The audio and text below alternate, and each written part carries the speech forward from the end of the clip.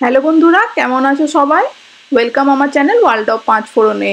আজকে তোমাদের সঙ্গে ভিন্ডি বা ঢ্যাঁড়সের দারুণ মজার একটা রেসিপি শেয়ার করছি, যেটা ভাত কিংবা রুটি পরোটার সঙ্গে অনায়াসে খেতে পারো। ভিন্ডি, লেসুনি ভিন্ডি, এইটা খেতে অসাধারণ টেস্ট হয়। চলো তোমাদের সঙ্গে রেসিপিটা শেয়ার করে দিচ্ছি। সবার প্রথমে তেল গরম করতে বসিয়ে দিলাম প্যানের মধ্যে। তার মধ্যে সামান্য একটুখানি হলুদ গুঁড়ো দিয়ে সেটাকে ভালো করে মিক্স করে নিলাম। দিয়ে দিচ্ছি এখানে কেটে রাখা আলু আর ভিন্ডি। ভিন্ডিটা কিন্তু ভালো করে মুছে নিয়েছি যাতে কোনো জল না লেগে থাকে ভিন্ডির গায়ে।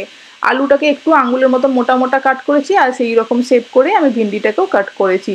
মিডিয়াম হাই ফ্লেমে আলু আর ভিন্ডিটাকে বেশ ভালো করে নেড়ে চেড়ে একটু সটে করে নেবো 2-3 মিনিটের জন্য, যাতে কাঁচা ভাবটা চলে যায় আর একটু ভাজা ভাজা মতো হয়ে আসে, দেখে বোঝা যাচ্ছে। এই রকম অবস্থাতেই আমাদেরকে তুলে কিন্তু রেখে দিতে হবে সাইডে একটা পাত্রে।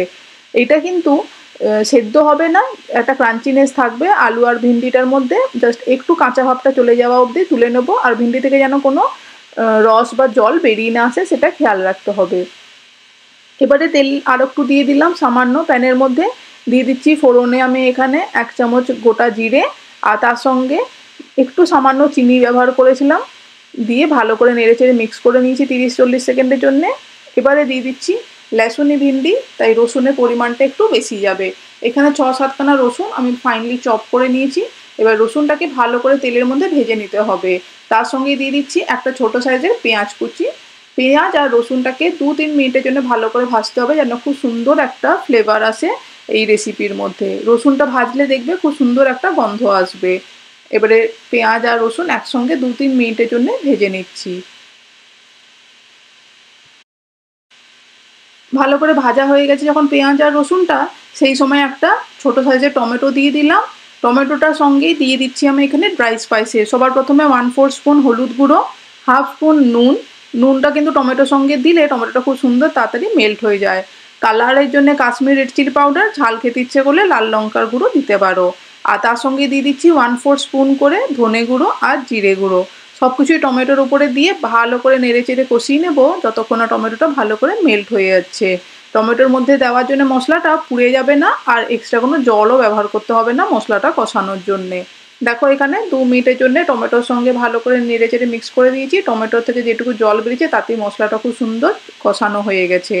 এরপরে আগে থেকে যে সটে করে রাখা ছিল আলু আর ভিন্ডিটা, সেটাকে দিয়ে ভালো করে নেড়ে চেড়ে আবারও 1 থেকে 2 মিনিটের জন্য একটু নেড়ে নেবো মশলার সঙ্গে, যাতে খুব সুন্দর ভিন্ডি আর আলুর মধ্যে কোটিং হয়ে যায় মশলাটার।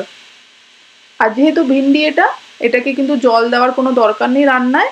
বাট যেহেতু আলু আছে এটাকে সেদ্ধ করার জন্য, আর যেহেতু একটুখানি গা মাখা তরকারিটা হয় যাতে রুটি বা পরোটার সঙ্গে খাওয়া যায়, সেই জন্য আমি 1/4 কাপেরও একটু কমই বলতে পারো, সামান্য একটুখানি জল দিচ্ছি, দেখে বুঝতে পারছো। দিয়ে এবার এটাকে হাই ফ্লেমে আমি ঢাকা দিয়ে দেবো 5 থেকে 7 মিনিটের জন্যে, যাতে আলুটা সেদ্ধ হয়ে যায়, ভিন্ডিটাও সেদ্ধ হয়ে যায়, আর এইদিকে কিন্তু জলটাও ভালো মতন শুকিয়ে গা মাখা একটা তরকারি হয়ে যায়। এখানে দেখো ঢাকনা খুলে দেখাচ্ছি 5-7 মিনিট পরে খুব সুন্দর কিন্তু জলটা শুকিয়ে গেছে এবং আলু ভিন্ডিটাও ভালো করে সেদ্ধ হয়ে গেছে। আমাদের লেসুনি ভিন্ডির তরকারি কিন্তু একদম রেডি টু বি সার্ভ। এটাকে চাইলে রুটি পরোটা কিংবা ভাতের সঙ্গেও খেতে পারো। কেমন লাগলো আজকের রেসিপিটা অবশ্যই বন্ধুরা কমেন্ট করে জানিও। নতুন রেসিপি নিয়ে ফেরত আসবো, ততক্ষণে সবাই ভালো থেকো, সুস্থ থেকো। এতক্ষণ পাশে থাকার জন্য অনেক ধন্যবাদ। চ্যানেলটি সাবস্ক্রাইব না করা থাকলে প্লিজ সাবস্ক্রাইব করে নিও।